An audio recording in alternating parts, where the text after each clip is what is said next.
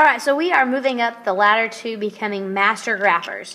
And we are going to look at what it looks like when you graph a line based on an equation. So you will be given an equation with a y and an x, usually. Okay, now there are some exceptions to that, but right now they will have a y and an x. So that's the equation that we're talking about here. And so whenever you have that, remember that we have this y equals mx plus b. So we've talked about this before, where m is the slope. Remember, we've talked about slope as being rise over run, and b is the y-intercept. So this is like where we started with the point. So remember, we started with a point before, and so we're going to start with a point again. It's just going to look in a little bit different. So we start with our b. So our b in this instance is 4. So I'm going to start at 4 on the y-axis. There's my starting point. At this point, just like we did with the point, we don't need that information anymore. Now we need our slope. Remember that slope is, or m, remember slope is rise over run. And so at this instance, I have 2. So it's going to be 2 over 1. So I can go up to right 1.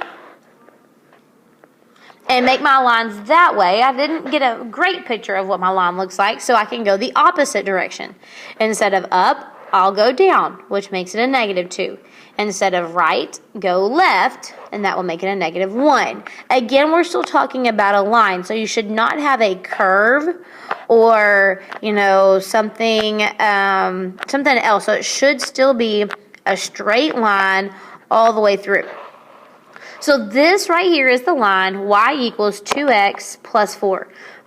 4 being that's where the line crosses the y-axis, being my starting point, and then 2 being the slope up to right 1 or down to left 1. And so there would be my line, straight line going all through, not a curve. I didn't mess up anything, counted correctly all the way through. All right, let's look at this second example here. We have 1/3 x plus 5, or minus 5, excuse me. So this time we actually have a negative y-intercept. So remember that this is my starting point. That's my b, is where I'm going to start on the y-axis.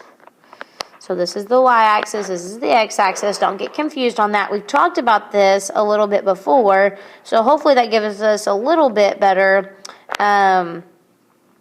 understanding and kind of where this is coming from. So we have a slope of 1/3. So remember, slope m is 1/3, which is how much I'm going to rise over how much I'm going to run. So I'm going to rise 1, run 3. 1, 3, 1, 3. And so that would be that line. But then also, instead of going up 1, I could go down 1. And instead of right 3, I could go left 3. So down and left, down 1, left 3. And so here I've graphed that line all the way through, plotting all those points.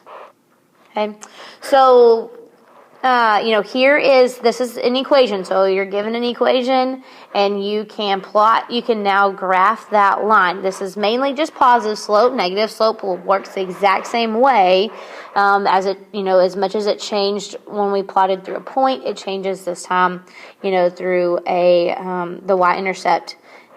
So that's the only difference. Now you don't have necessarily an XY point, you just have a number on the y-axis that you go to, and that's your beginning point, and then you do the slope from there. All right? So remember, y equals mx plus b, that's your formula that you want to keep in mind. M is the slope, b is the y-intercept, b is your starting point, or where you begin, and then you do your slope. That's what I have. So now you are starting on your way to becoming a master grapher.